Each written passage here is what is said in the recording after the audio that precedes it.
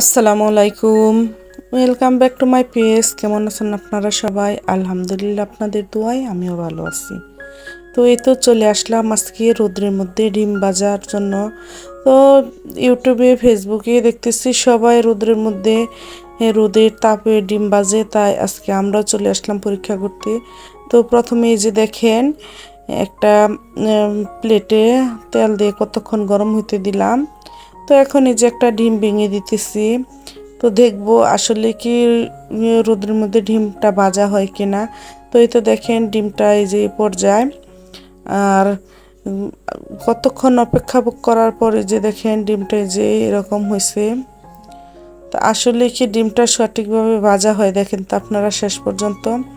তো আমরা তো সবাই অবাক, আসলে রোদ্রের মধ্যে ডিম ভাজতেছে, ফেসবুক ইউটিউবে সবাই এত ডিম ভাজতেছে, তো আজকে আমরাও চলে আসলাম। আসলে তো দেখি সত্যি সত্যি রোদ্রের তাপে ডিম ভাজা যাইতেছে। তো জীবনও কখনো ভাবতে পারি না যে আসলে এভাবে রোদ্রের তাপে ডিম ভাজা যাবে। তো আপনারা শেষ পর্যন্ত দেখতে থাকেন, আসলে কি এটা সম্ভব? এই যে দেখেন কি সুন্দর ডিম ভাজা হয়ে গেল।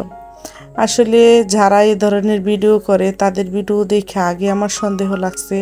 তো আজকে নিজে ভিডিও করে আসলে সব কিছু প্রমাণিত হইলো। এই তো দেখেন মানে রোদ্রে থাইকা ডিম তো ভাজাই হয় না, মানে কিছুই না।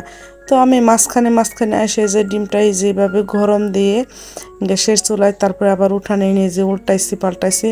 তো আমার ধারণা সবাই এরকম করে, কারণ কোনো মতে রোদ্রে যতই তাপ থাকুক না কেন আমাদের বাংলাদেশে ওই পরিমাণ রোদ ওঠে না যে রোদ্রের তাপে ডিম ভাজা যাবে।